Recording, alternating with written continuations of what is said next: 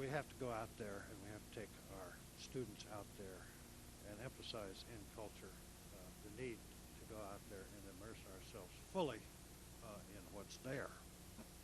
Then we realize, then we have some sort of experience with the wildness rather than the representation which pretends to present to us the essence of the wildness and thereby falsifies it.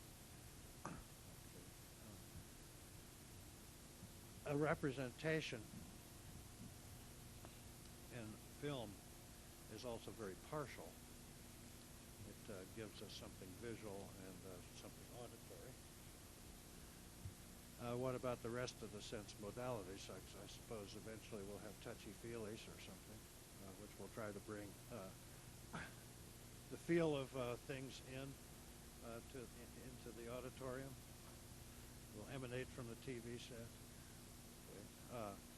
And the smells, and perhaps even the kinesthetic sensations could somehow or other be simulated, or there could be little plugs, into our brains or something that will give us the feeling of a hard day in the woods. I don't know. But we aren't that far yet, so at least to maybe emphasize these other sense modalities in an overall kind of educational setting, and to do that by way of direct experience might tend to break the grip that images and representations have over us in the culture as it stands. So there are a few remarks. I think maybe I've used up my 10 minutes. So I'd better stop. There's a lot more to be said. Let me make one more point.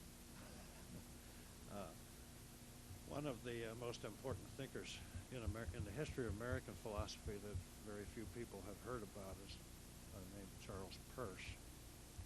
And he associated, I think, as a child with Emerson and Thoreau.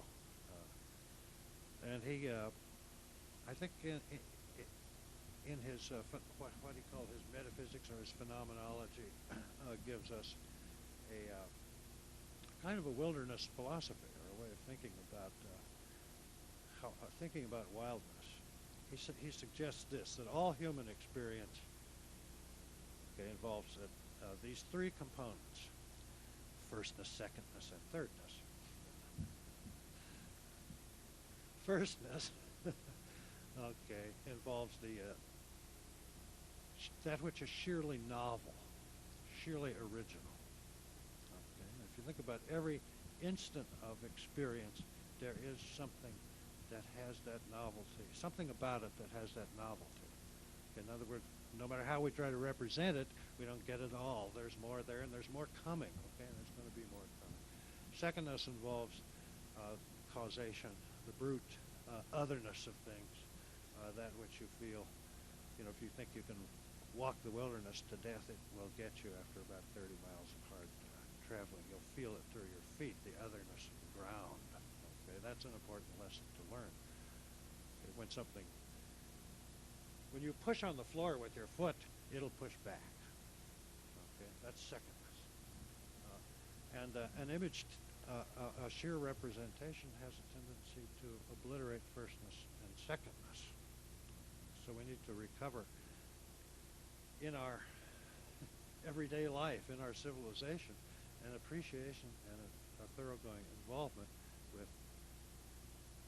the novelty, the continuous novelty, and the wonderful bruteness, opposition. There's something there of the world in which we're fortunate to live. Thirdness, of course, is representation, and that's what we've been talking about. So there's always going to be some element of representation. But the question is whether we're going to allow that, and only that, to completely dominate our mode of participation in the world. And if we do allow that and only that, we will find ourselves no longer participating in the real world, but rather in the imaginary world, what Baudrillard at some point calls the aesthetic free play of symbols, images. That's enough. Now we'll let Dexter pick up some of these pieces.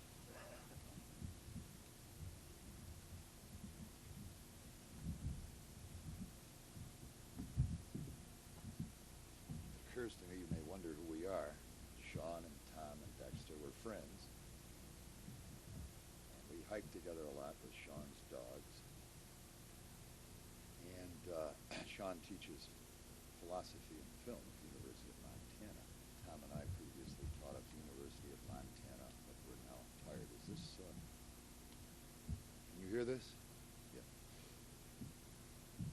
And Tom taught environmental ethics, and I taught American literature, and we got together in a program called Wilderness and Civilization, which was unusual insofar as so much of it was field trip. That you took up these two themes through various disciplines and outdoors as much as possible. I still do it, although I'm retired from the institution there for Wildland Studies, which is sponsored by San Francisco State, and they send kids outdoors to various places, Montana, Alaska, Hawaii. And I guess that occurred to me because Tom said that what we're trying to do is give people an experience on the ground, hands-on, as they say, feet on the earth, hands-on the whatever. And Baudrillard, whoever that guy is, suggests that we have a distorted version of reality because we emphasize the image of actuality instead of the actuality itself. I think it's true. And so I think the most important thing I have to say is experience is of absolute importance, and this is wasted time except for the collective. Sitting right here in this horrendous building, look at the ugliness of the fixtures. Look at the sterility of the environment in which we find ourselves right now, except you get ideas, you get technical info from other people, hints how to do it, make contacts. Very important. It has nothing to do with being civilized. Our subject is wildlife and civilization, I guess, and perhaps you've heard the very short story about Gandhi. He was asked, what do you think of Western civilization? Thought only briefly, and he said, I think it would be a good idea.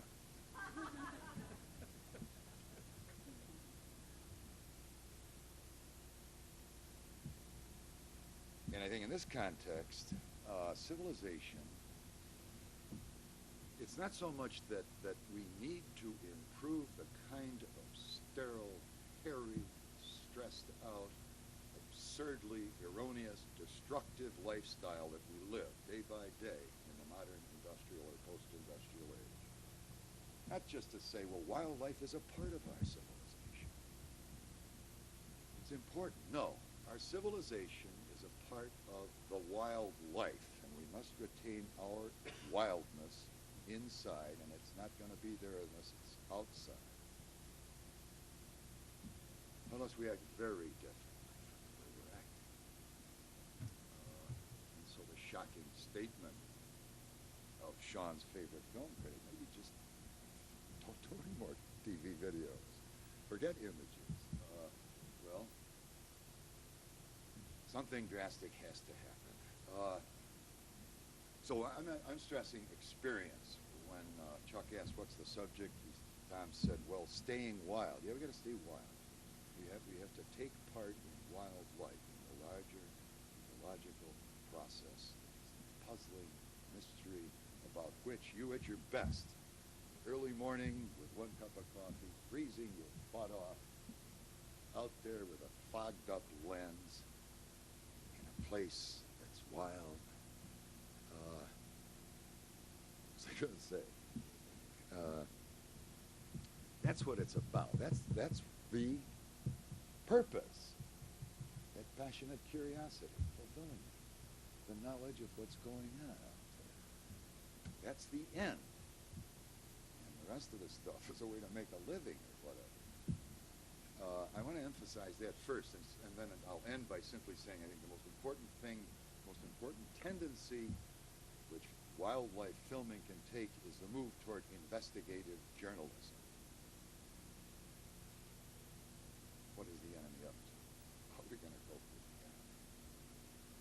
Which is the industry that funds you, and all kinds of extractive industry especially, which is fouling the air, poisoning the water, short destroying habitat, without which we don't have wildlife. So then, this is not going deep at all, but this is going back to basics. This is going back to what is original motivation. And tell me different, and I don't trust you. When you were a little kid, gee, it's wonderful to go out there and look and see what's going on. What are the trout doing? What are the turtles doing? What are the deer doing? And how do I do that? How can I put myself into the wildlife picture, not just say a part of civilization with these animals, insects and birds and stuff, but that our civilization has to be a part of the larger wildlife picture. The original motivation to put ourselves into the wildlife picture. And the sense is, if there's a distinction, not like, gee, aren't they like us? Which is wonderful, Disney-like experience, isn't it? Maternal instincts in a dog which would protect cougar kittens or something. Aren't they like us, though? Aren't we like them? Aren't we animals? Indeed we are. And it was Whitman who said, the famous poet, sometimes I think I could go and live with the animals. They do not sweat and whine about their condition. And right on, I think as a process, a path or a way in life, it's very important to divorce ourselves from the supposedly civilized structures within which we live and to put ourselves with animals and be animals.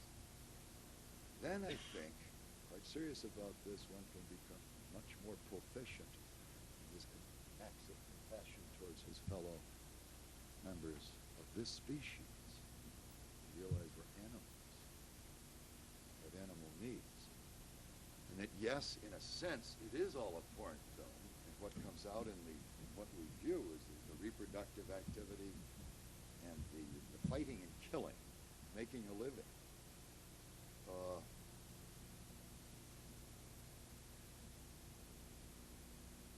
I guess that's when animals are least aware of predators and enemies around them when they're reproducing.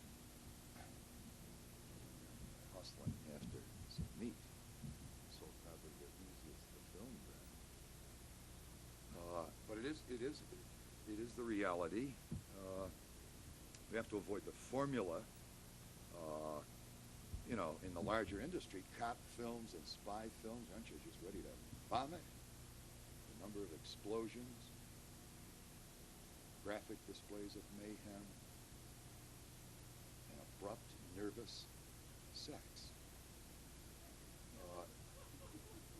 It's there, so we have to treat it with a greater kindness, greater subtlety, to realize that yes, we do have erotic feelings. In pursuit of a very interspecific eroticism, one of Barry Sanders' ideas. Of course we do. We love affectionately. All kinds of beautiful creatures. Ugly ones are so fascinating what they do. And realize that we are out there stalking. We're hunting. You are more than I. Don't do much except go with the binoculars and the camera and sometimes take a little tape player and try to get the sound of. Stalking a surprise, delight in the experience itself. And not just recently, I look over there and there, yeah, Baudrillard's right. Images, and then we have a preconceived idea of reality, structure of reality, or an inherent ignorance about what's really going on. Discovery is what's this curious pursuit, discovery, interrelationship, interdependence.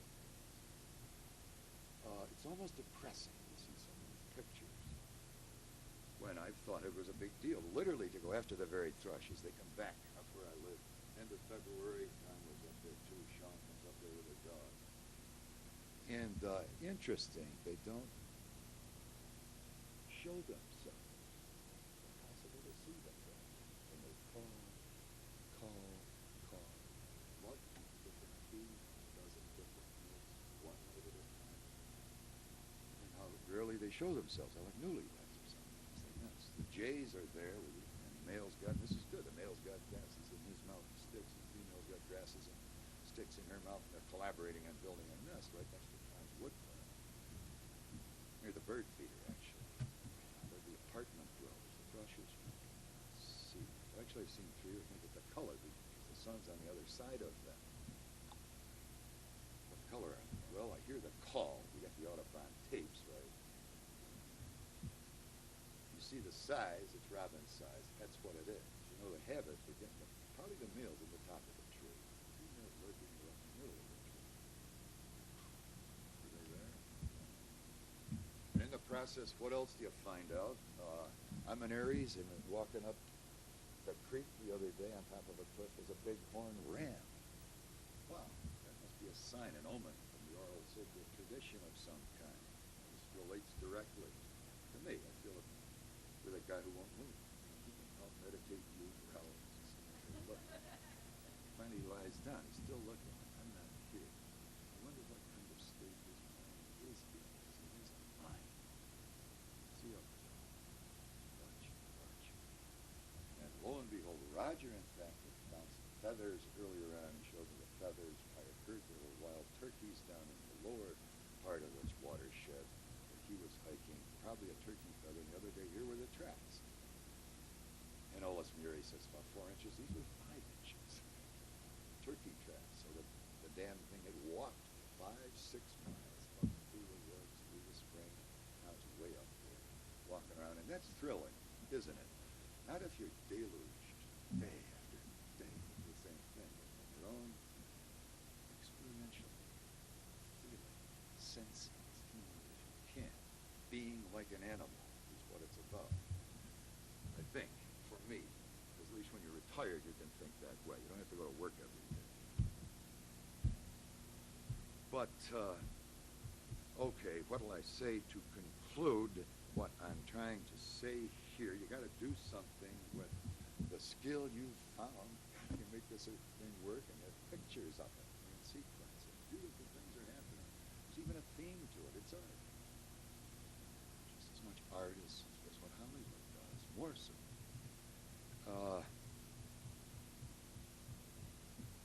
There's a terrible obstacle. You, at your worst, could... I've been watching the Chicago Bulls play, and they advertise beer and vehicles. You could turn your creative talent into filming a Jaguar running next to a pickup truck in a place where the truck shouldn't be, in the middle of the jungle. Or an elk running next to a vehicle in the mountains. It's simply because of the underlying greed which informs it, just disgusting to see all the vehicles. Don't buy a Chevy S10. Don't buy a Jeep Cherokee. Get by with a front-wheel drive old beat-up Subaru wagon or something. You could find yourself totally prostituted in that sense. Ads, beer ads, frogs, the last frog. Frogs sticking their tongues out at a passing beer truck, and you get stuck to it and dragged into a bar room or something.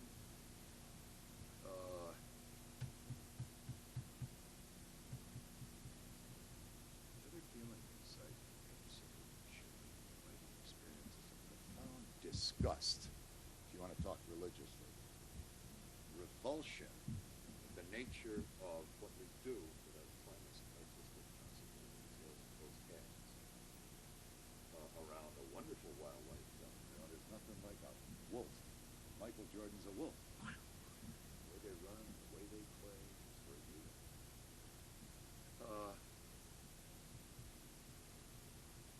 The other thing is to take a National Geographic thing like, here's one side of the issue and here's the other, and flip a coin, heads or tails. I think one has to be impassioned and have a point to make and screw the other side of the argument, because we're in a desperate place. There's the industry who gives you your money, and what the conventions which were mentioned are that we have to be fair to the people who are destroying the earth for purposes of greed. They're no different from Carnegie and Daley and Gill and Rockefeller, and they're starting the McDonald mine up the Blackfoot River. They're hustlers, adventurers, bad time explorers, bad people. And there's no problem there if you want to be fair. You just let a representative, especially a public relations representative of an extractive industry, say something in front of your camera and watch those eyes, shifty-eyed, soft tongue. People are self-revealing. Just give them a chance. So I'm talking about not using so much technology, but filming it. When I get to the point of proud of the experience, what am I going to do with it? I'm going to try to keep things going as they seem to be intended to go in a natural, wild way, which I am. My help, general help of everyone, don't use technology so much. It's not the point. Film it. Get it in the film. My example here of what to do next, and it's hard. The investigative journalist role as filmmaker, The Last Frog, the festival award winner. His right. Worldwide. Why? Well, the best suggestion so far is that maybe that they're hypersensitive to ultraviolet light. And they got a heavy dose of it. Holes in the ozone layer. And I think right at that point, The Last Frog 2, the sequel. What put the holes in the ozone layer? I seriously think that there's, like so many things that happen in our society, which is controlled by government, funded by multinational corporate industry. We're not told the truth. I think the ozone layer, I'll leave you with this wild thought, is almost as much as a scam as the brucellosis scare. It's like never has there been one recorded case of a wild bison transmitting brucellosis to a domestic cow. Not one. And yet, it's a reason for killing 1,000 bison right this winter. What's really going on in investigative journalists' minds is the cattle industry up to the subtleties, the political subtleties of what's going on. And what is the wonderful event in Bozeman where a woman comes in and disturbs Governor Roscoe and disturbs whoever was there, Baucus and those guys, by dumping buffalo guts right behind their table. It's beautiful. Immediately we draw back. We draw back. You can't draw back. You got to go in. The Last Frog, what's causing the holes in the ozone layer? And I sometimes wonder if it's that little spray can. Little spray can. Or has it something to do with the aerospace industry? Constant propulsion by explosion out into space and back. Why don't we think about that? So there's a sequel to the movie. What caused the hole in the ozone barrier? I don't know, it'd be kind of dull, wouldn't it? Pictures of the sky. That's it.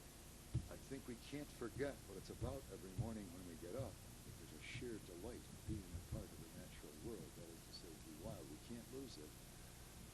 And I think that tendency we have toward the hunter in us, the fighter, the defender of territory, that aggression is best directed not by imposing it as the constant activity of wild predatory animals. They do that once in a while, right?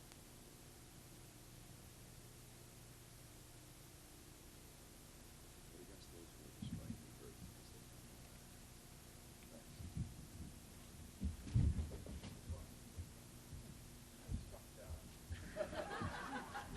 Thanks.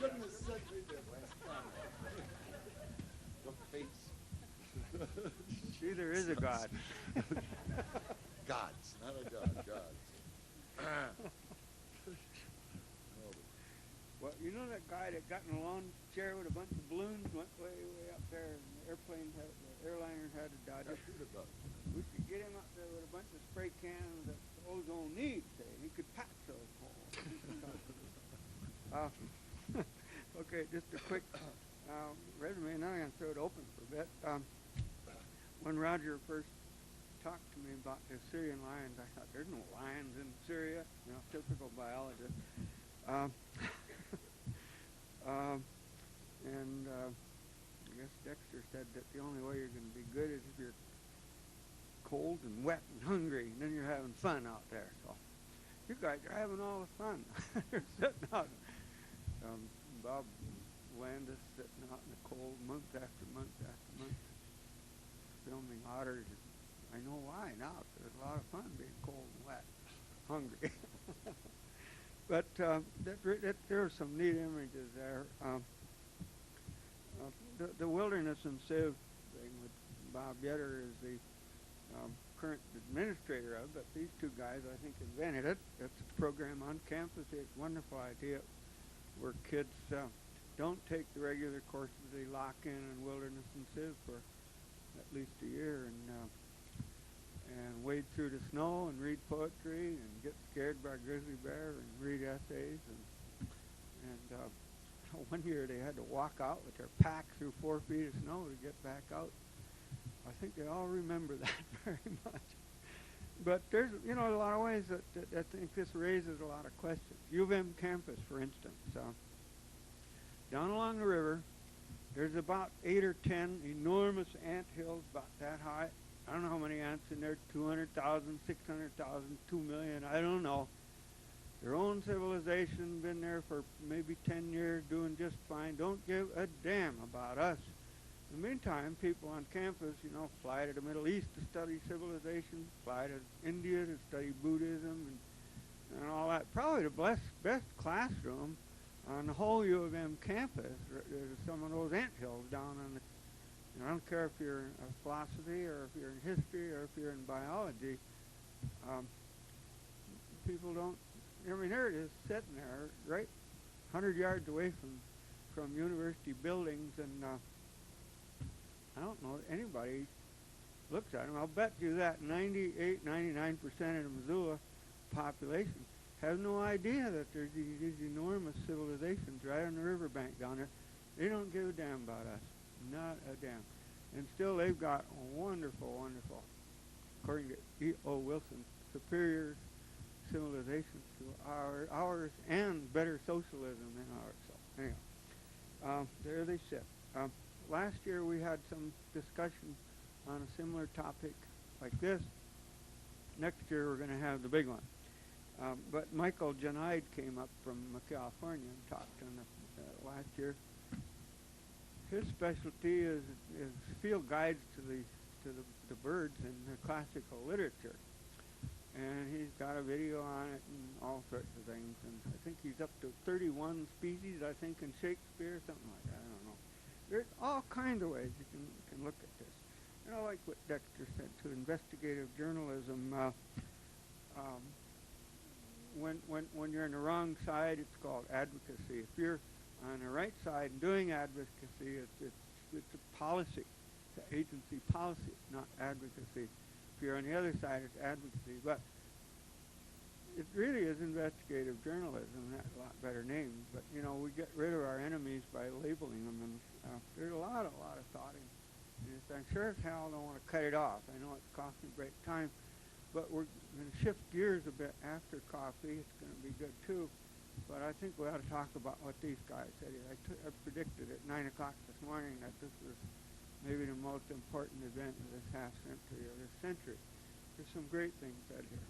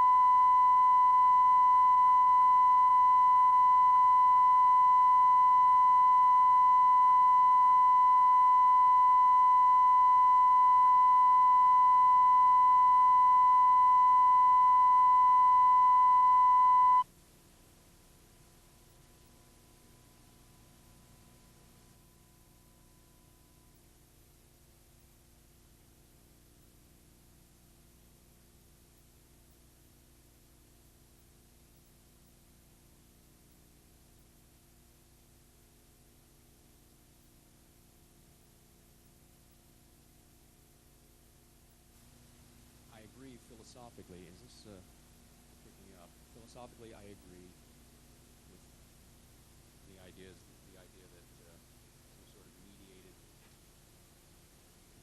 Can you hear me? Yes.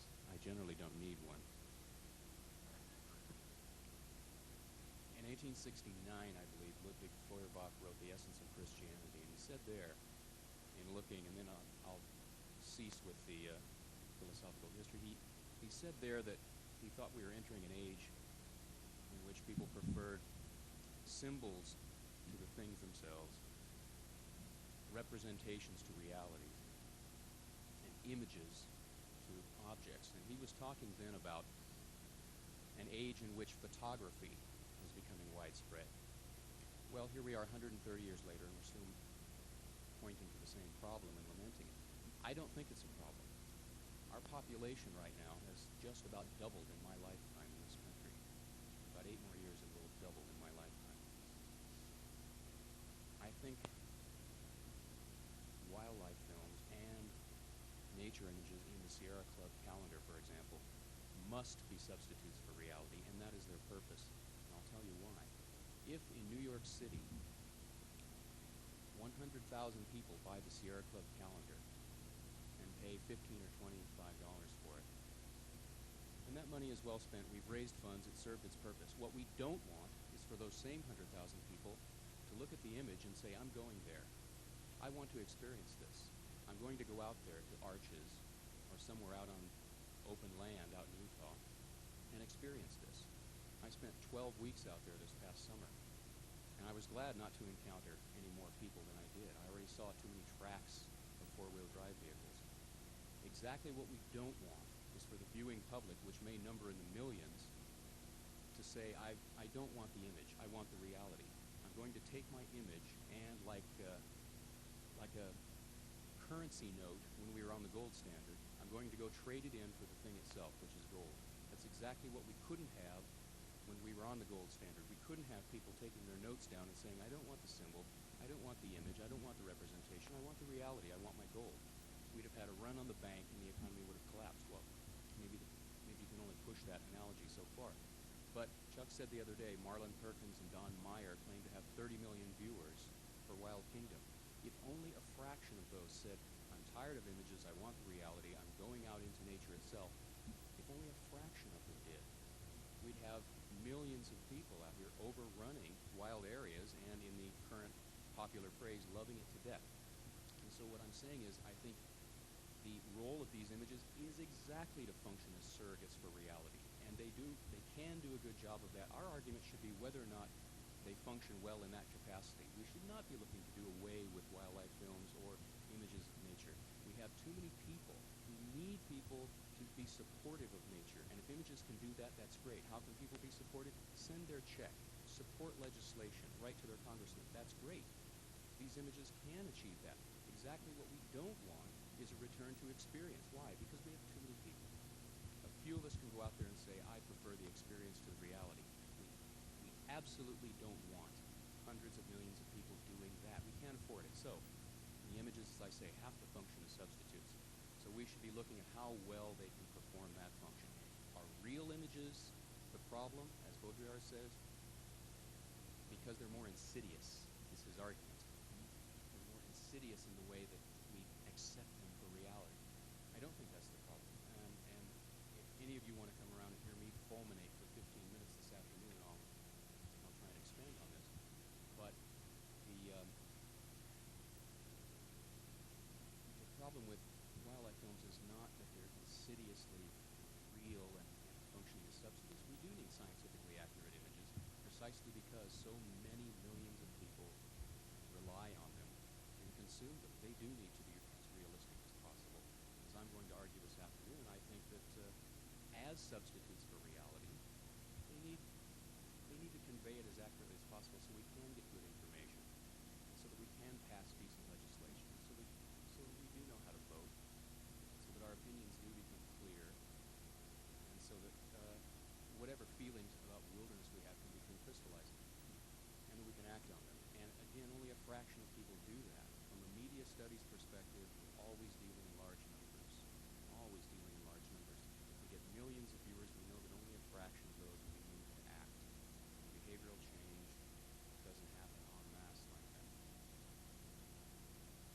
Derek. Oh, So, go ahead. well, Uh, I'm sorry. I'll leave it there. a couple of weeks ago, Derek was here as a judge, and somebody's native tongue is not English asked what's a fly in the ointment that it had to do with Derek.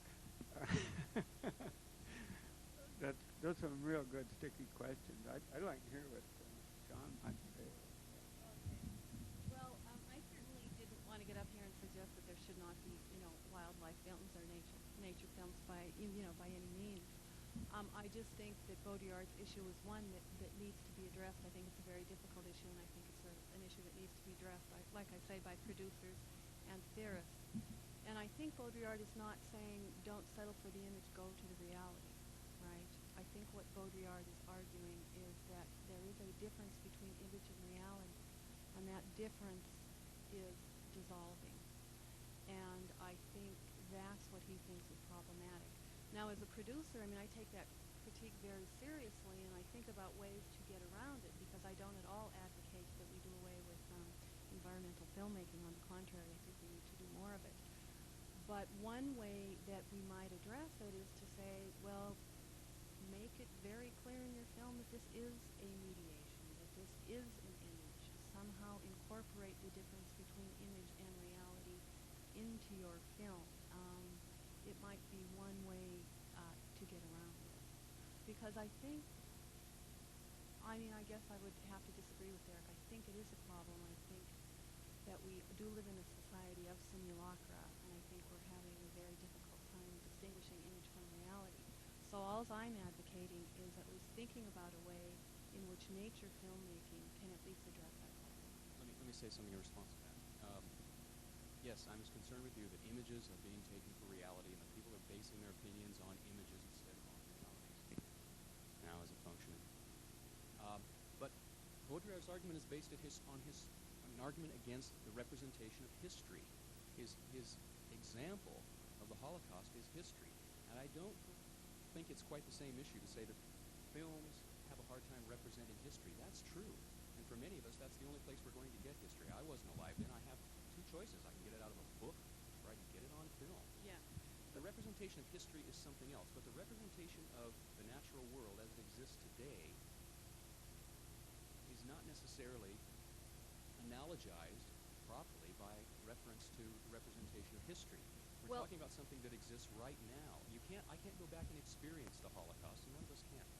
Well, given I think what the essence of Baudrillard's critique is that it is the medium that is problematic and not the content of the medium. So I think the analogy does hold, because he's saying that the medium is cold, it sucks.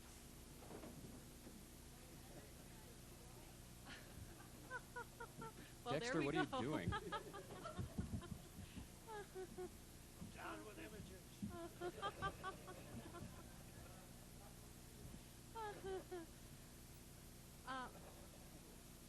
There's one medium we've done away with. Right, but anyway, just to finish what I was saying, his claim is that the medium itself is cold and that it sucks the lifeblood out of reality. And the problem is that we are stuck with simulacra, and we're having a very, very difficult time getting into reality.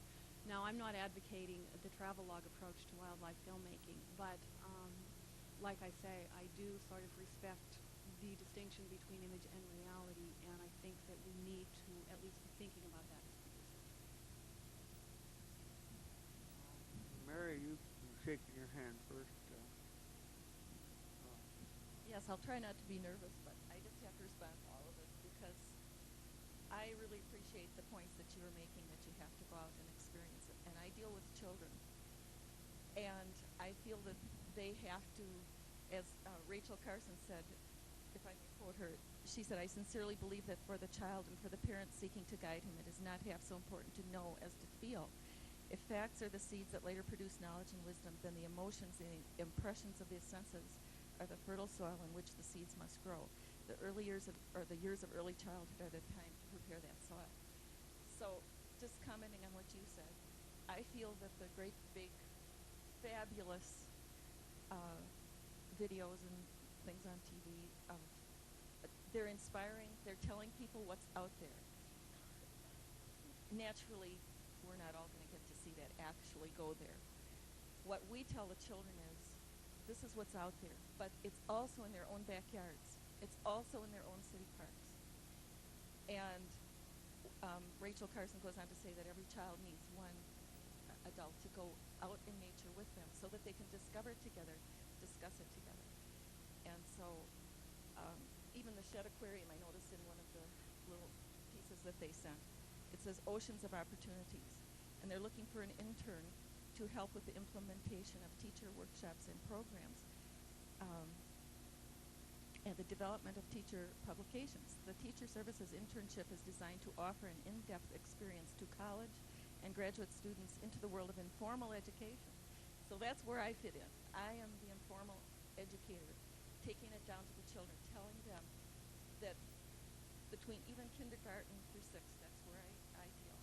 If we get them to feel the emotions for Earth and for wildlife, getting them to love it, they have, then they're not going to be stumbled by the great big views and things we're shown on the media. They're going to be alerted to what's out there. And then we, all of us here, can inform these little children that it's in their own backyards, in the soil they're looking. I have them look at the floor. Is that very interesting, this tile on the floor? Could you sit there for an hour and be fascinated with it? No, they said. I said, but you could go in your own backyard and look at that soil, and you'd see so many things in that grass, and the dew, and you could smell it, you could feel it, you could see little insects making nets, all, and so on and so forth. And this is where it's at, I think, if we're going to really make a difference. And they're not stumbled by the beautiful big things. Kurt, can I say something? Oh, okay. Very nicely said. I think we need to remember that we don't have to go outside to the official wild places, the official wildernesses, and it's even more important to approach the problem the way you suggested, to find the wildness that's right there in our own backyards. And we begin by taking children out there. That's what happened to me, probably you. I just like to say another argument with the media itself not being a tool for learning. There's a new book out by a Native American named Kajete called The Ecology of Education, and he studies the form that all indigenous people know about education. It's a creative, participatory process, and it begins with intention, preparing, questing, asking a question, then acknowledging, expressing, and sharing. I don't know if the media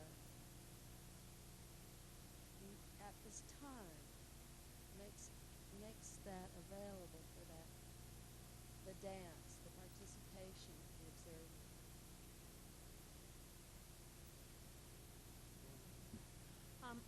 Yes, and that's, I mean, where I hold hope. I don't think that now, for the most part, it does, but I think that it is possible. And actually, I mean, I had what I think is a fairly deep and profound experience while watching a video once that really changed my life and the way I looked at the world. And so I have evidence that it is possible. I was just watching a video about veal and about the baby cows, the calves, and what they did. And I was watching this video, and it showed them taking a tiny baby cow and hanging that cow upside down until it died, and it was in a great deal of pain. And they were explaining that they went through this process and put it through pain so the meat would be more tender. I'll never forget that image, and it moved me towards vegetarianism. I mean, it was a slow process. But I know the media can do it, but I just think we have to think very carefully about how to do it. Jared? Well, I was just going to comment a little bit on the media. First of all, I really agreed with your points where you're talking about the importance of imagery, and because a lot of people can't go out. We have too many people on this earth to go out and directly experience everything. And I think a lot of people are born differently that way, too, in terms of their predisposition of whether they actually have an affinity going out and looking at frogs or catching tadpoles or looking at it in an environment situation and analyzing. So people are very, very different that way. And to try and treat everyone the same way, which we try to do in our societies, I think is probably not a realistic way of doing it. The main thing I wanted to mention was about with media, how this all ties in, is that for the last 5 years in a row, I've gone down National Association of Broadcasters. My background is as an aquatic ecologist, so I'm a biologist down there in the broadcast industry.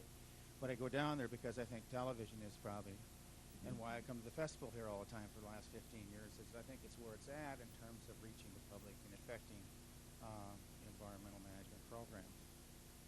If you look at the high tech and the development going on right now with the television industry, with the movement toward digital, everything's integrated between the computers and television and video production. It's mind-blowing. You've got 1,200 separate exhibits and arenas that are about 9 arenas as big as these complexes here alone. It takes 3 days to walk 20 miles each day to even begin to look at the technology that's involved with the uplinking, with the satellite imagery and the production and the video. So it is just, to comprehend what goes on, you almost have to go down there to see what's happening. The point is that the differences between what is real and not real can be masked so readily now with the technology that we have. I mean, even for people who have been in that industry for 30, 35 years, they're running around, their jaws are dropping, and it's mind-blowing. And all you have to do is look at some of the advertisements that you have on television. How anything can be there that was not there. And that's the name of the game. It's the sound bites, it's the sensationalism, is the immediacy of it all, and is the dollar. Unfortunately, you see the dollar is driving it so much. So I think there's going to have to be a way to permeate television industry and programming in natural history and wildlife productions that are somehow going to have to work with the amounts of money and what's driving the marketing. You've got 26 major television networks that are around the world, all of them with satellite uplinks that are controlling basically what 99% of the world sees on television. You probably got 200 families in California that control of 95% of what you'll see in entertainment around the world. Now, if that isn't a mafia, what isn't? You know, when you really think of the impact of information in television, and wildlife and ecology and environmental productions and our communication techniques are a very important but a very small part in terms of the monetary scale of what's going on in the broadcast industry. And I think there needs to be more penetration by organizations such as the International Wildlife Film Festival for wildlife producers and things like that to go over and begin to make contacts and work with those people and show them how important that our imagery and how entertaining and informative and important those things are. But they have to see that it's marketable. And I know, for example, a lot of the booths there, they love the underwater footage. I mean, they're just, because those are the kinds of things like the Jacques Cousteau things where the public gets into and they can really relate that it's like another world. And a lot of people will never dive, or a lot of people never will be biologists, but they certainly can affect the political process in a way that would protect the environment and wildlife if they had an appreciation for it. So it's an exciting field. I finally, after 5 years, bought an unlinear editing system. And as an independent producer, I looked hard because with the technology changing so hard. And I was just talking with Bob, and it turns out that he and some of his associates just bought the same system about, was it a couple months ago, Bob? Yeah. And I have 5 other people that have done the same thing. So the technology that's developing right now, where systems used to cost $200,000 to $250,000 to produce broadcast Beta SP productions, you can now get into them probably for under $50,000. So there are some advantages of things that are going that way too. Out of Los Angeles and out of San Francisco, what do you mean talking about?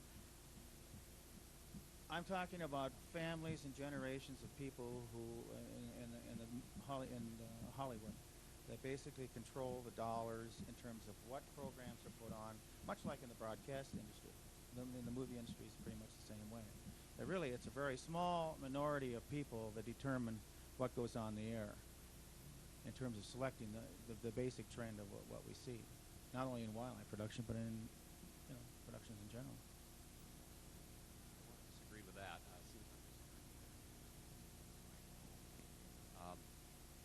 This is an old argument, and it has two sides. One is that there is a small media elite in California that determine content.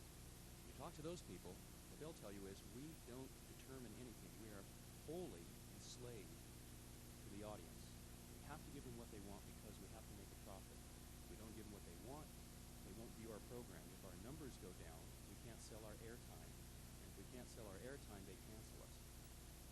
So they'll tell you they are completely on their knees before the public, and the only way they have of measuring what the public wants is Nielsen and Arbitron ratings. I don't know if any of you know this, there are 93 million television-owning households in this country. 60% of them have more than one television. And there are only 4,000 Nielsen households, 4,000 Nielsen boxes. It's a very small sample. But it's long been held, and you can hear this in the rhetoric of Dan Quayle and George Bush and others, that there's this media elite that controls content. I'm not coming down on either side of this. I think that's too simple. But if you talk to those people, they'll tell you we don't control anything. We are always in response, always, ever in response to what the public wants.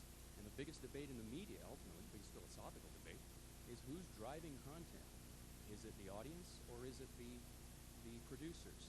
And it's couched in much larger terms and related to democracy in general. Who's in control here? Is the government leading, or are the quote-unquote masses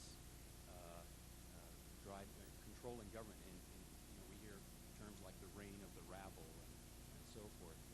Who's in control here? But that's what it comes down to. I'm not sure if there are 200 families that are really in that kind of control. The ratings really are where it's at with trying to shape content. The ratings are very important. And let me say one more thing about content in wildlife films.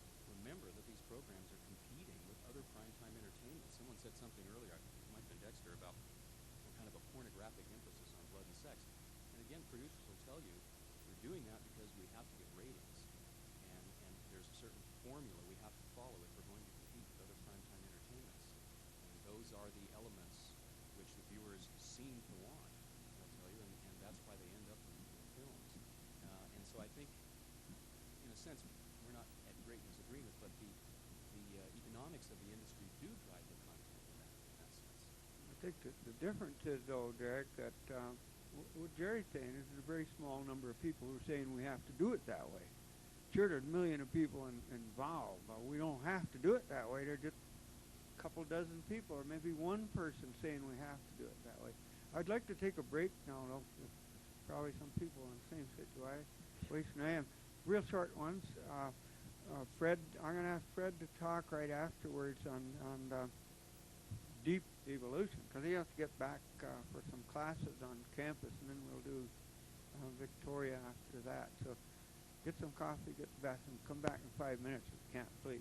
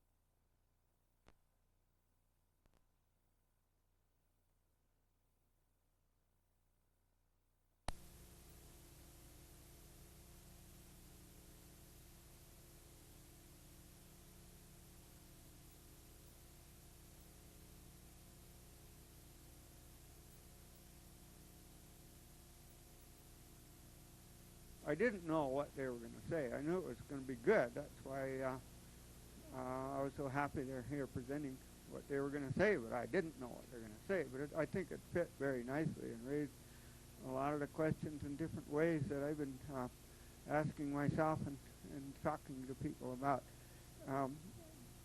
We had a session on this last year, just sort of with a toe in the water. This year we're actually trying it out. The long-term plan is to have a major symposium on this topic next year. I've already talked to the people at the Rocky Mountain Center for the Rocky Mountain West, and we're going to co-produce a symposium on this topic. Hopefully some of the same people will be involved. We want a broad spectrum of people, including people that are asking excellent questions in the audience and making good comments, and different kinds of people. Fred Allendorf teaches in the zoology department here, fish geneticist amongst other things, but he's also very philosophical, and I don't know what he's going to say, but I know it's going to be good.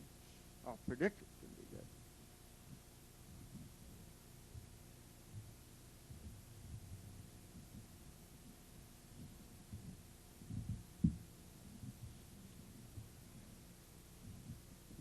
Well, I'd like to thank Chuck for that introduction. I think it's very appropriate. I am a different kind of person, and I really do most of my work with fish, and I feel like a little bit like a fish out of water here. Dexter talked about being released from the institution across the river because he was tired. Well, they haven't let me out yet. But I am tired. Part of it is trying to do all the things I have to do up there, plus a lot of the other things I have to do. And about 2 weeks ago, Chuck gave me a little blurb on what the session was going to be about and asked me if I'd like to talk. And so what was on there is a lot about wilderness and civilization. There is a lot there about scientists getting involved, and there's a lot there about evolution. So Chuck asked me for a title, so I gave the title of Deep Evolution. I teach a course, as well as teaching genetics and evolution courses, I teach a course called Ecology and Buddhism. And one of the things that we do in that course is try to look at deep evolution in the sense of trying to look at our connections with other creatures. So I spend most of my time right now doing genetics and doing evolution, and a lot of that trying to apply that scientific knowledge to problems in conservation. But it's really clear to me that that really isn't doing a lot of good in terms of the problems that people in this room have talked about this morning. I think that the problems that we have in conservation are not due to lack of scientific knowledge. I think we know what to do. In most cases, we know what to do. The problem is that we don't have the will as a society to do it. And I think the reason that we don't have the will of the society to do it is because we have a wrong view of the world in many different ways. And Chuck mentioned E.O. Wilson, and I take a lot of inspiration in my course from E.O. Wilson, who's a well-respected evolutionary biologist, an ecologist, animal behaviorist, who has made the point a number of times of this evolutionary connection between humans and other species, and the importance of recognizing this connection. And hearing a lot of the discussion this morning, there was a lot of putting things into different categories, humans versus nature, or civilization versus wilderness. And I think that a lot of the problem is putting things into those different categories. And I think we have to realize that those are really artificial, and that to really see the problem, we have to break down those artificial barriers. And science has been telling us this for years. So Darwin, over 100 years ago, told us about evolution, and we've known about evolution for a long time, but it's something that's very difficult for us to really understand or believe at a deep level. And there's a lot of talk this morning about experience and the role of experience, and that is one of the main things that I wanted to talk about, is that there's a real difference between, speaking as a scientist, there's a real difference between book learning and real understanding. And so I think ecologists and evolutionary biologists have been telling us for years of our connections to the rest of the world, and humans are a part of nature. But deep down inside, we really don't believe it. It's not something that we really feel, as a beautiful quote from Rachel Carson this morning. That's a connection that most of us don't feel, and I think it's very difficult to acquire that kind of feeling. And And last year I was asked to speak at Hellgate High School here during Earth Day, and I tried to do a little experiment there to try to show the students of the difference between book learning and reality.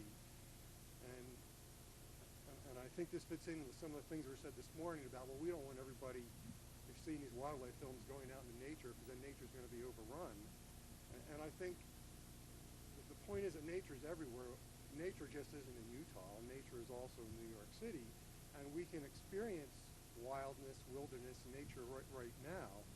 And so the example I'd like to give is of the carbon dioxide oxygen cycle. And I think everybody probably knows that we breathe in oxygen, we give out carbon dioxide, trees and plants take in the carbon dioxide, use it in photosynthesis to make sugar, and then they release oxygen. And that's something that we all think almost everybody knows, but it's not something that we really feel at a deep level. We don't feel that connection. And so what I told the students at Hellgate High School was try to hold your breath for 5 minutes. Try to remove yourself from that carbon cycle for 5 minutes and see what it feels like. And then you can really experience that cycle. It's not something that's on a book. It's something that everybody in this room every minute is breathing in 10 or 12 times. We are participating in that carbon oxygen cycle. And we have to make ourselves aware and to feel that cycle before we really can act in that knowledge. And the reason I teach a course called Ecology in Buddhism is that in my own experience, it's been really helpful to me to follow a Zen Buddhist path in terms of trying to acquire what I think are to acquire these feelings. I think as a scientist I'm sort of retarded in many ways, and being able to follow what the Buddha said 2,500 years ago and other great Buddhist teachers have really been a great help to me. And the teacher that's been the greatest inspiration to me is Thich Nhat Hanh, which probably most people never heard of. He is a Vietnamese monk who left Vietnam during the Vietnam War and still hasn't been able to go back.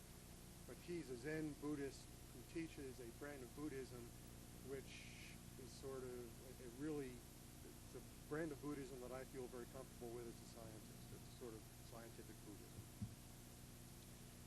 And the one conclusion that I think is important that I've come to is that if we're going to deal with these issues, what the major things we have to deal with are truth and awareness. And I like a lot of the things that Dexter said this morning. I really enjoyed them. But I didn't like what Dexter was saying about advocacy and the enemy out there. And I think that's, from my own perspective, that's not really a helpful view. And I don't think it's helpful to put people into these us and them categories. And I don't think there are enemies out there. I don't think there are bad people out there. I think there are just people who don't really understand what's going on in the world. I think there are a lot of people that are ignorant and people that are deluded. And if we can somehow make them aware of the truth, then I think society would make the changes that we need to make, that people in this room would like to see us make. And Buddhism has this history of the false idea of self or non-self. And a lot of people have difficulty with that. How can there be a non-self? Obviously, I'm here, I have a self. And the difference is it's not that there's not a self, it's the recognition that our self is made up of non-self elements. And that we wouldn't exist if we stopped breathing for 5 minutes, if we didn't participate in this oxygen cycle. And Thich Nhat Hanh loves to use the example of a piece of paper, and the non-self of this piece of paper is if we look into that piece of paper, that piece of paper wouldn't exist if it wasn't for the sun, which is outside today. If it wasn't for the energy that the trees that this paper is made out of. If it wasn't for the energy from the sun, this paper wouldn't be here. If it wasn't for the clouds and the rain that produce the water that the plants use, this paper wouldn't be here. And if we really look closely at that piece of paper, we can see the entire universe. And I think that we need, from my view, in my ecology and Buddhism class, this is one of the major things I'm trying to do is get people to see these connections, and to be aware of these interconnections. And the idea of evolution, or the deep evolution idea, came from a famous Amy koan, which is what did your face look like before your parents were born? And this again gets at the idea of non-self. If we really recognize that we don't exist separately, that we only exist as a part of everything else, then I think we will change our behavior. If we really see ourselves as part of the river, part of the Blackfoot River, then we would not allow things to occur to the Blackfoot River that people are proposing to do. But as long as we see the Blackfoot River as being separate from us, then I think it's easy to accept those kinds of changes. And so the deep evolution comes from asking the question, when did my life begin? So when did Fred Allendorf, in this case, when did Fred Allendorf begin? And if I think about that as an evolutionary biologist, I go backwards in time and I see that, well, in our society we say that our life began when we were born. So my life began in 1947. But April 29th, actually, 1947. But if I think about that a little bit, I realize that I existed on April 28th, 1947. My life didn't begin on April 29th, but I was inside my mother on April 28th. So my life as a self didn't begin on April 29th, it began earlier than that. So go back earlier in time and say, okay, well, my life began when I was conceived by my mother and my father, which was probably 9 months before April 29th. But then as a geneticist, I also realized that the egg, so when my mother's egg and sperm came together, that egg wasn't created at that time, and that actually my mother's egg genetically had been created when she was an infant inside of her mother. So actually the egg and all the chromosomes that became Fred Allendorf and my mother were actually formed in 1915. So my life didn't begin in 1947 or 1946, it was 1915. And you can see easily where I'm going with this, is that when you keep looking, there is no point when my life began. That my life is a continuation.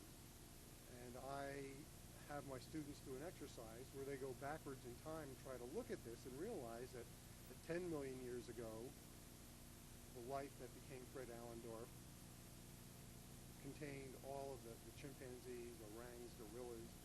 So back 100 million years ago, it included all the mammals, mice, the bighorn sheep that Dexter saw when he was out hiking. Also was part of that lineage that became Fred Allendorf.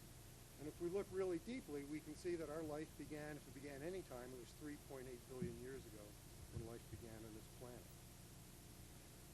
And I think if we're going to affect people's behavior, I think we have to do it by making them aware of this connection, by making them aware of this false separation between ourselves and others, between our species and other species, between humans and nature. And there's a lot of talk this morning about wildlife films and the proper role of whether it's good to have something which is presenting reality, or should we actually have people experience reality itself? And there's a lot of good comments, and obviously there's good points on both sides. And I guess the only thing that I would like to add about that is that communication is really important. Talking, film, whatever forms of communication. And when the Buddha, when he was coming up with rules of living, the first rule that he had about the way that humans should behave was right speech. So right speech was more important than right action, right or anything else. So the Buddha thought that the most important thing we did as humans was communicate. And I think that's what films are. Films are a form of speech. And the Buddha said that the way that we should judge whether speech or films are appropriate or not, he didn't obviously talk about films, but he said speech, but I think it still applies today, is the first thing is something true, and the second question is something helpful. And I think as long as the films that we're making are true, and as long as they're helpful, then they will fall into this category of right speech. And I really believe that truth is really as a scientist, is sort of where my Buddhist side and my scientist side come together. I really think the truth is the most important factor. If people would just be aware of the truth, then I think we would behave the right way. And that's why I don't like the advocacy situations. I see very often people get hung up in these advocacy situations, and winning or being right becomes more important than the truth. And Dexter quoted Gandhi this morning. Gandhi was also a lawyer, and Gandhi quit being a lawyer when he realized that he thought that the point of going to trial in law was to find out the truth, but when he found out that it wasn't, it was just to win, that's when he decided he didn't want to be a lawyer. And I think that truth is really the most important thing, and as long as we're truthful, as long as people know the truth, I think they'll do the right thing. And I'm sure that sounds overly simplistic, but I think if we look at the history of the way societies behave, it isn't that people have been, in general, that people have behaved in a way which I think is wrong. I think people have been misled. And I've done a lot of work with salmon in the Pacific Northwest, and we've done a lot of terrible things to salmon. Our society has, and salmon are disappearing. But I think the main reason we did is because people were lied to. It wasn't that people said, we don't care about salmon. I think people just were plain lied to. So when we built dams in the Columbia during the 1930s, 1940s, and 1950s, what people were told was that we can build the dams and they're not going to affect the salmon. So you can have the dams and all the wonderful effects and the salmon as well. And I think if at that time, if there had been people out there communicating to the people and making them aware, if people were aware of the truth of what effect the dams are going to have, I think we'd have a very different Columbia River than we have today. So in closing, I guess I'd just like to say that I think the most important thing is to be aware of what we're doing and to try to be as truthful as possible. And I'd be happy to answer any questions.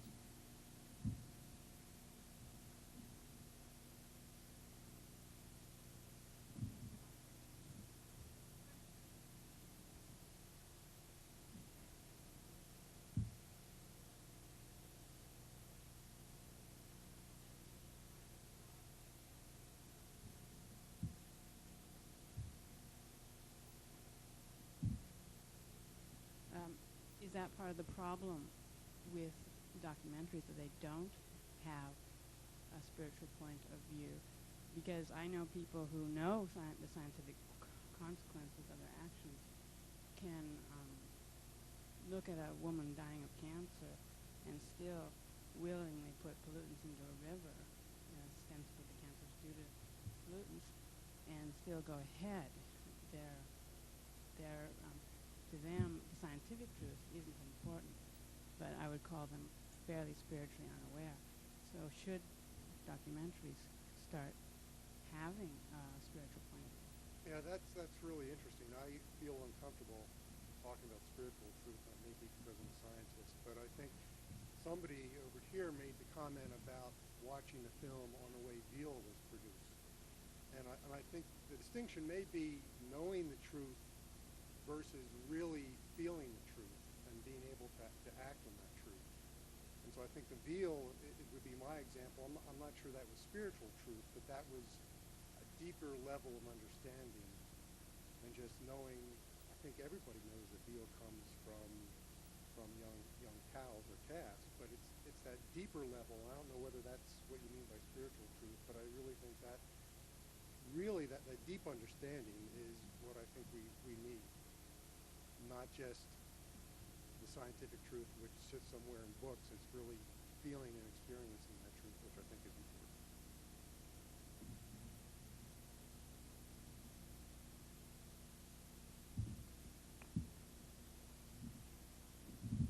I'm Kathy Turco, and I find this real interesting because I write radio pieces about wildlife. I'm doing a kind of unusual thing because my background is in science, and I'm trying to write the pieces to reach my mother and a truck driver, not insult a scientist, simple enough for a young person to understand. And I come across this little bit of a problem with how do I present the facts in a way that people can understand them, that might not be in science, but write it so a scientist isn't insulted, but at the same time make the pieces about to not be somebody who's like I'm not lecturing you. I want it to be a perception from me, so then my spirituality comes through, and it's a real tricky thing to do. And when I write the pieces, I have scientists read them, editors that are strictly radio editors read them, and it's a very difficult line to walk. One example is I wrote a piece about the research I did was on walrus thermoregulation, and I ran it past a scientist, and the way one of the lines in the piece, I was trying to get people to understand that in Alaska it's not cold all the time, and these walruses haul up on land, and it's actually hot, and people don't have a conception that walruses would be on land at all, and that they would be hot, and the way these animals, the males all come together on an island called Round Island in southwestern Alaska, and if you're there on a hot day when it isn't raining, it's like 90 degrees, and so in the piece I put the rocks were hot enough to steam a clam. And the scientist came down on me big time because he's like, Kathy, you know they're not hot enough to steam a clam. What are you writing? And I'm like, well, I'm trying to get my mother to understand that this could be, so what do? You try to use things that people are familiar with, but at the same time not stretch the truth. And so it's a really, and this is just in radio where I'm just dealing with, I have to write it so that you create the image in your head. So it's not as, in the visual world, I think it's a lot different because the images, the way editors put images together, give you an impression. So it's a real tricky, the truth and spirituality, fitting this all into this is a real tricky thing. And I think it takes a lot of endurance to be able to keep trying to, I keep trying to compromise between them. And it's just a hard, speaking of doing them, it's a hard thing to do. But I think it's possible, and I think the more people that do it and all the different angles that people can come into is really important. I find it incredibly important.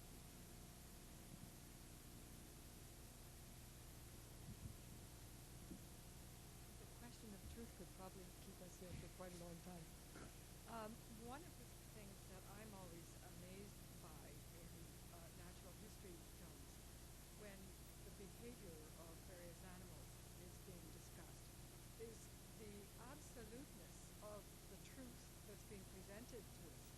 And I do feel that we would be much more credible, and we would have a much better chance of opening people's minds if we were asking more questions.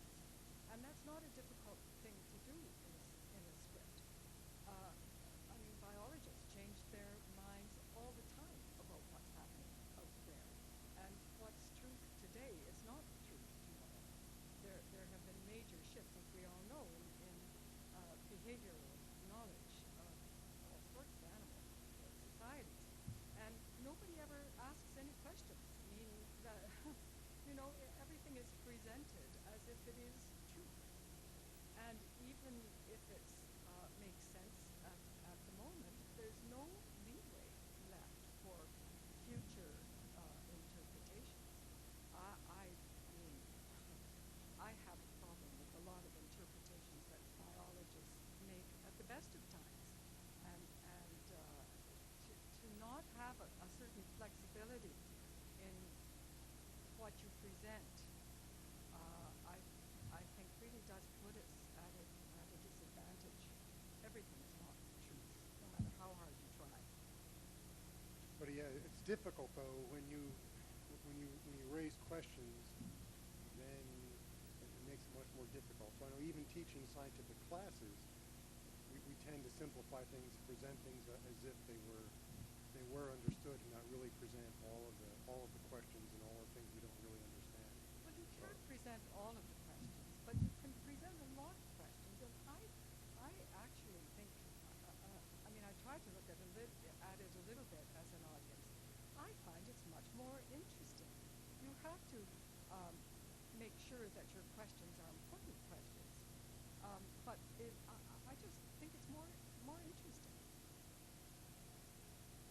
than the assumption that you know everything and that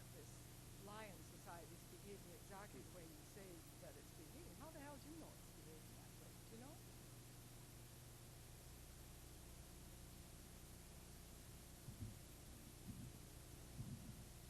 Just from the science background, it's I run into this all the time because news media, the people I'm writing for, demand me to make.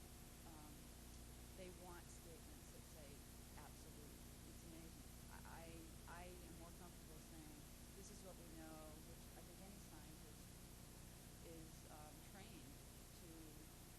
I mean, the whole idea of the scientific method is you tell the people what you did, and then you tell them what you found out. That's all you can really talk about, and then scientific knowledge is built on many people doing that, and you come up with some kind of conclusion. But it could be changed tomorrow because of some other information we get. In my work, I fight it all the time of the media or the audience wants absolute. So you may, I get pressured all the time. I'm writing national pieces.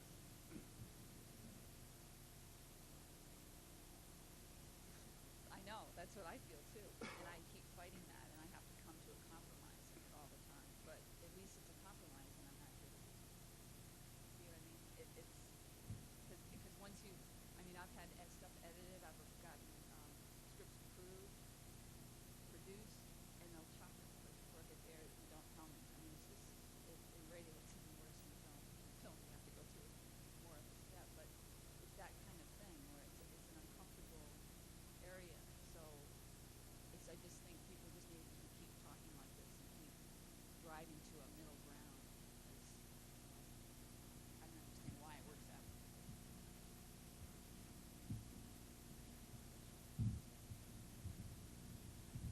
Well, again, I don't like cutting people off, but trying to get to a certain point by lunch. We'll be a little late for lunch, but like I said yesterday, get there a little late, actually get quicker service. We get right there when everybody's there.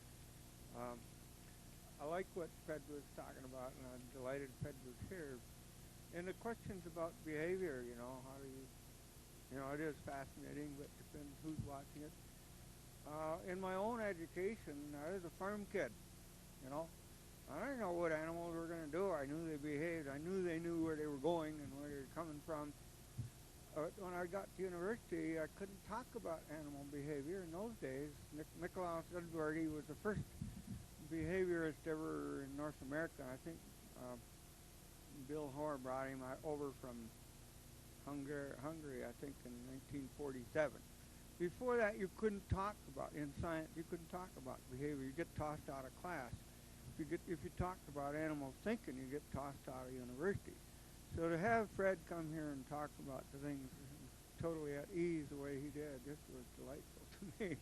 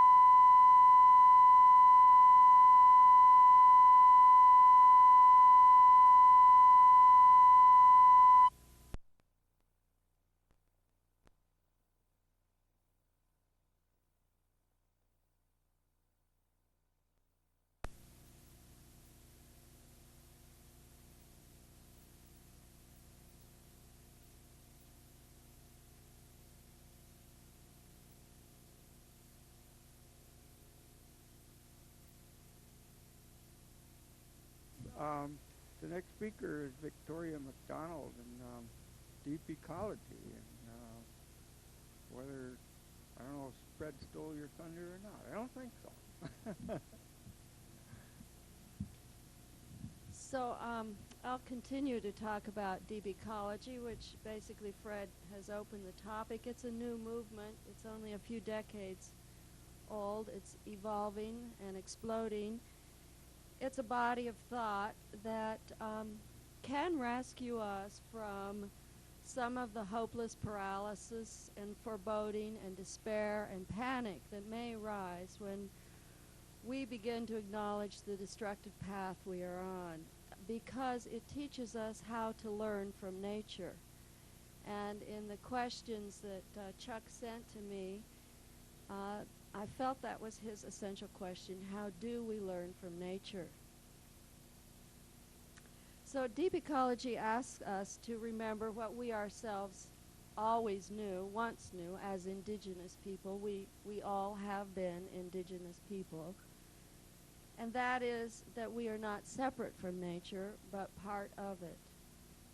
And I notice, Fred has just talked about that, I notice in our language, all of us slip into talking about nature as if it were out there, even when we're trying to acknowledge that we are part of nature. It's such a part of us.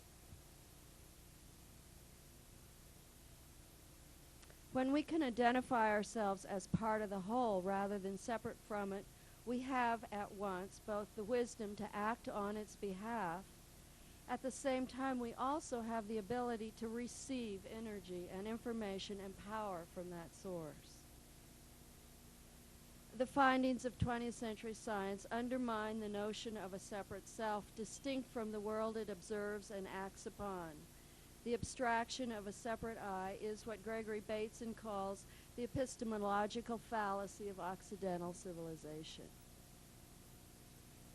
In the process of deep ecology, we are trying to shift into more encompassing ideas of who we are, to experience ourselves as the world, to experience the world as our extended self, or as Joanna Macy says, as our lover, the partner with whom we participate and co-create.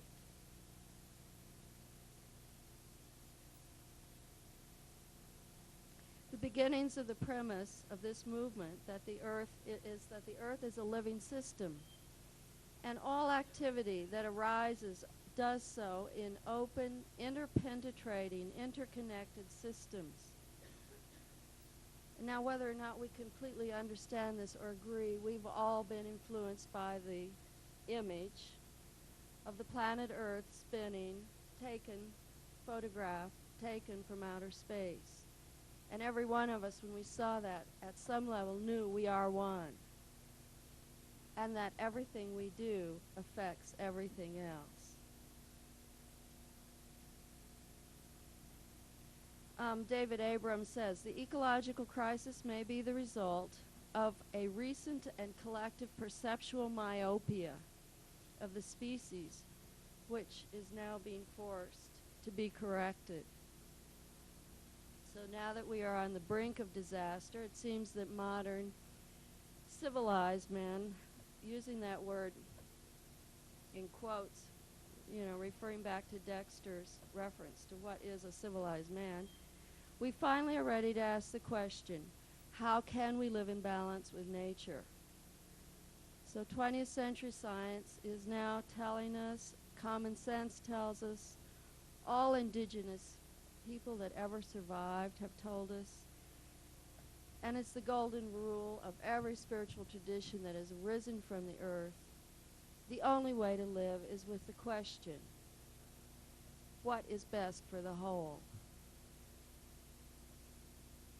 We don't have to reinvent the wheel. It's not a mystery. It's been done for hundreds of thousands of years, and it's been done over and over again, and it's the only skillful thing to do. We could call it enlightened self-interest. When we think of the whole, the individual parts thrive. If the hand wants to get food, it has to understand its constitutional relationship to the body. It cannot get the food by eating it directly. It has to understand its relationship. It has to take the food to the mouth and deliver it to the belly. Then it will thrive. It will get the pleasure at once. It will become strong. If a leaf on a tree needs water, it has to make sure the water goes to the root.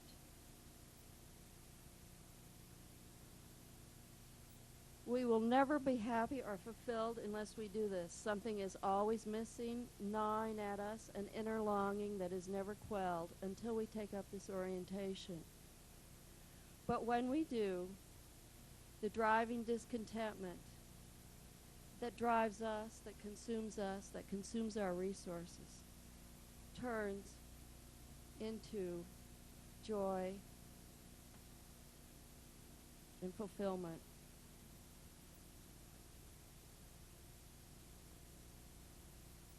But not only do we realize a certain contentment when we begin to serve the whole, but we begin to receive energy, power, information, and creativity from that source. And that's what I wanted to talk about today in answer to this question. How do we learn from nature?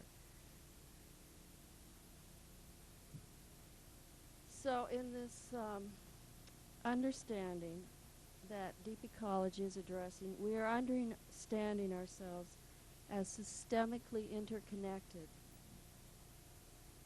And it's a lot like the neural net. If you all remember from high school science, and you've seen pictures of the neural net, and if each of us are a neuron with these synapses going out in all directions, into this neuron from all directions of the net flow information and energy.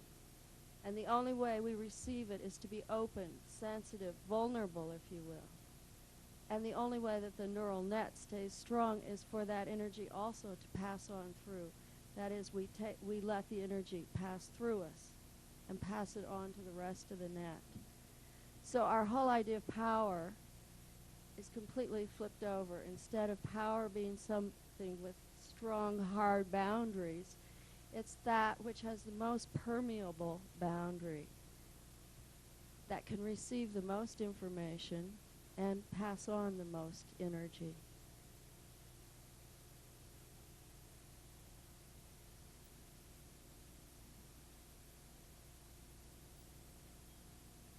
We are being asked to understand ourselves as open, self-organizing systems, sustained by currents of matter, energy, and information that flow through.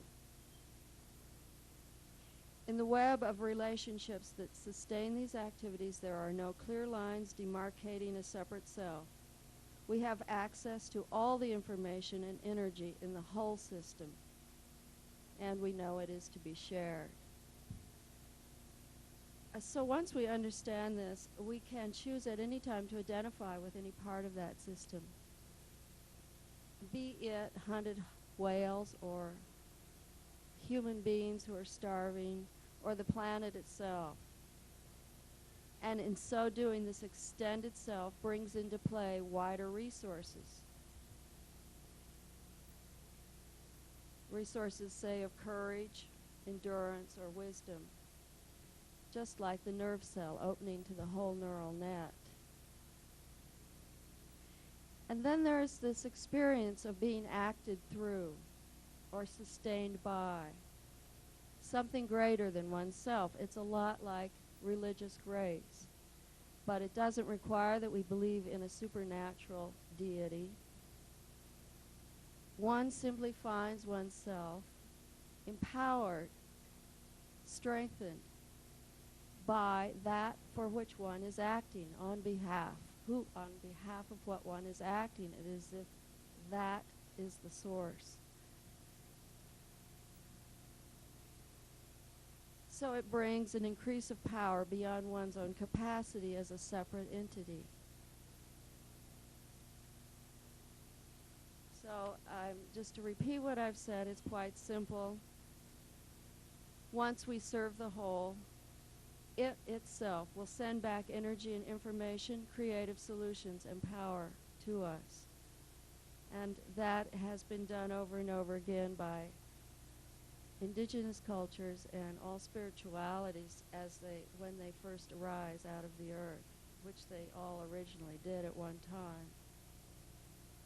So I have about 10 more minutes, and I'd like to just create an exercise for us to experience this a little.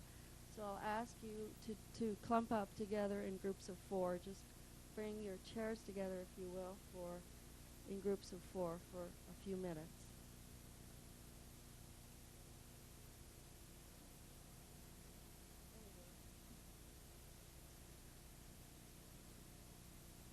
Somehow, if you can kind of hunker in together, since everybody in the room will be talking so that you can hear each other speak. And go ahead and just introduce yourselves briefly. Tell each other your name and one thing about the earth that you really love. Why don't you break up a little, Lisa? Why don't you move over with somebody?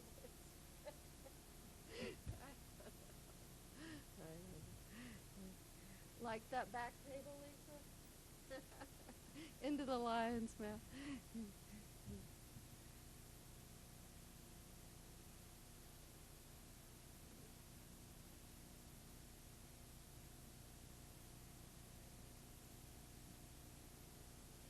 Go ahead, Chuck. Go ahead. Please.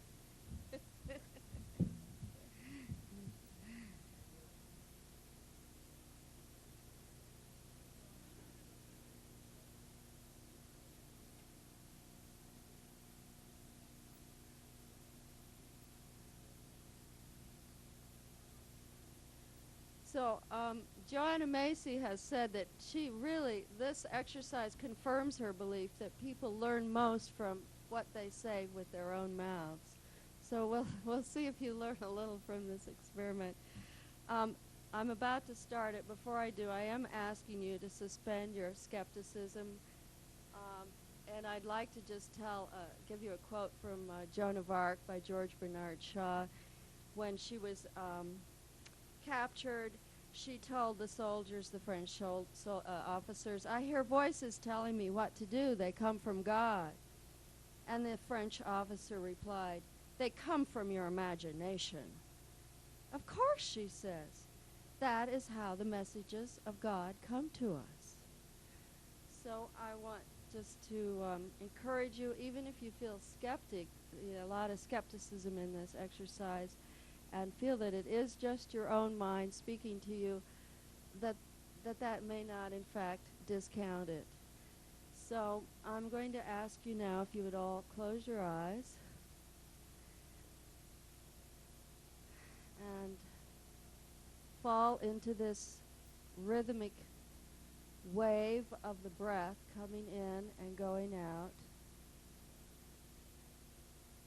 As Fred said, accessing nature immediately, the oxygen interchange, our own inner nature, just falling into that nature of ours. And perhaps feeling where you're sitting and maybe where your feet are touching the earth, remembering our senses, our feeling senses.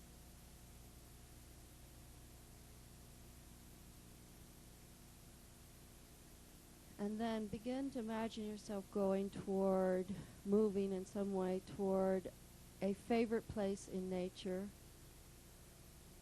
Since most of us have been lucky enough to experience the wilderness in some way, please go to one of those places you've experienced, either now, your favorite, or in childhood.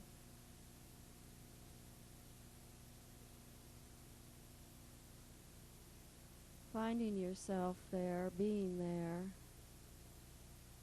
I ask you to ask for the guardian spirit, an animal, a plant, or an element that lives in that habitat, that protects that habitat, to make itself known to you, to choose you.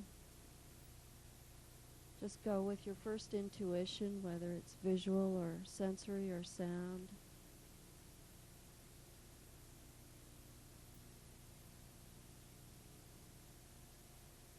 Ask questions, do some inquiry, become a little more intimate with it if you can. What does it look like, move like, feel like?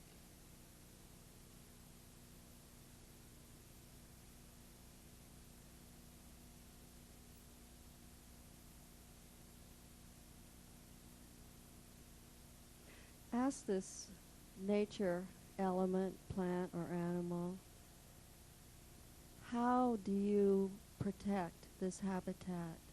How are you a guardian for this land?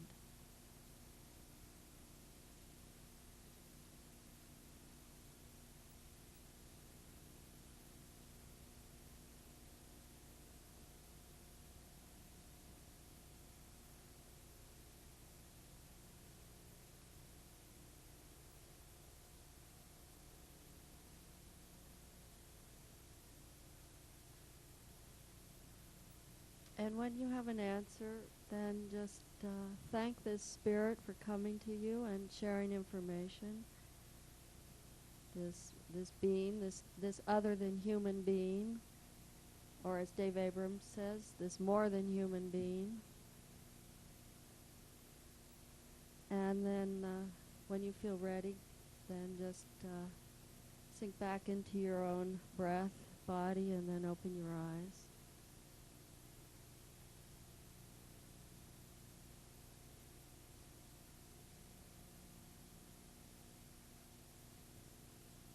And then in a form we call active listening, if each of you in your pods would take turns, one at a time, sharing the information with the other 4 people, and the other 3 listening, not responding, not dialoguing.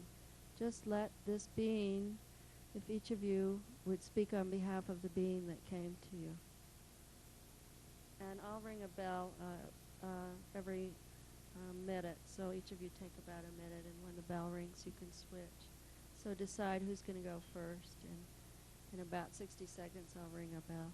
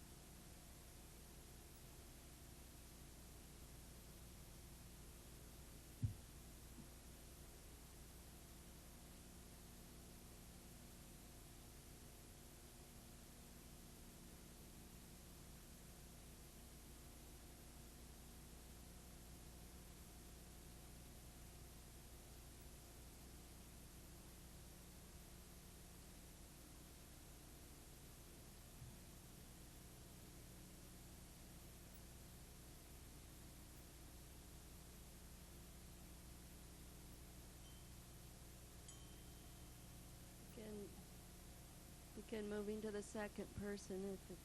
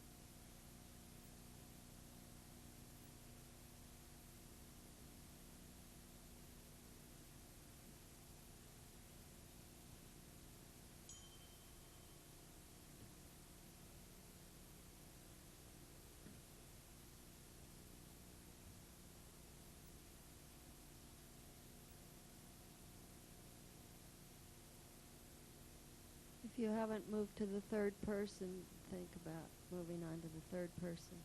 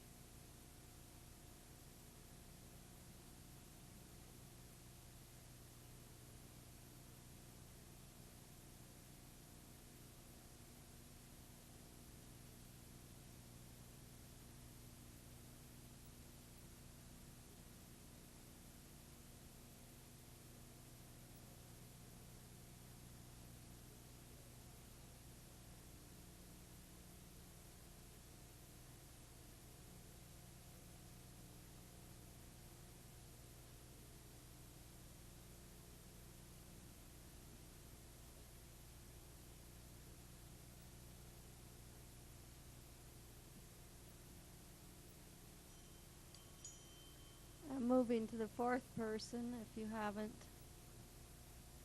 already done so.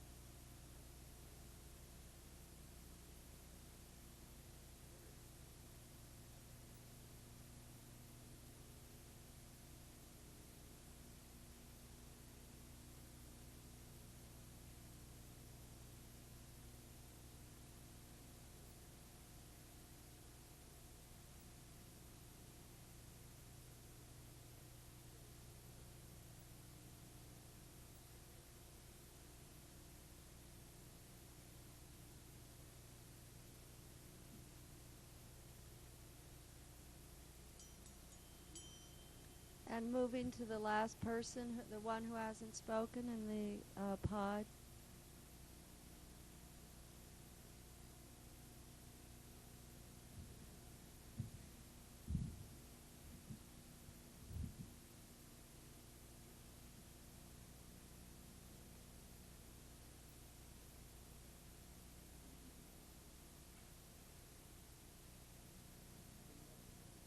There's one person in that last pod, yes.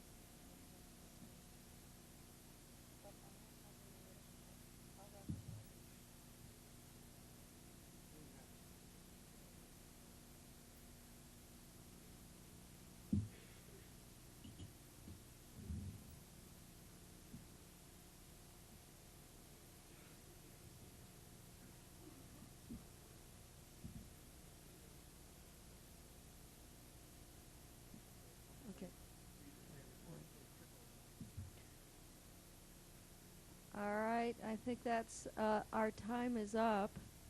So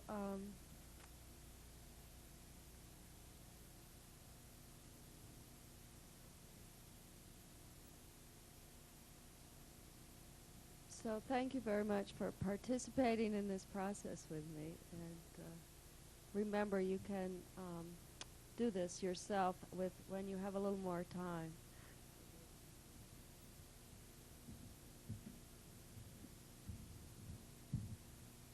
Well, thank you.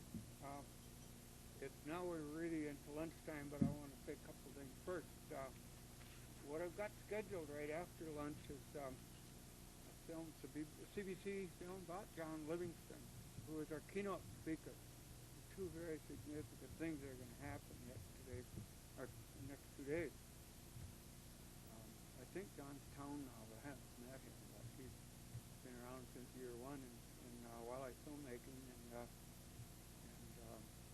I think you'll really enjoy that video, which is made by Nancy, right? And we'll do that right after lunch, and then we've got 2 or 3 more speakers then.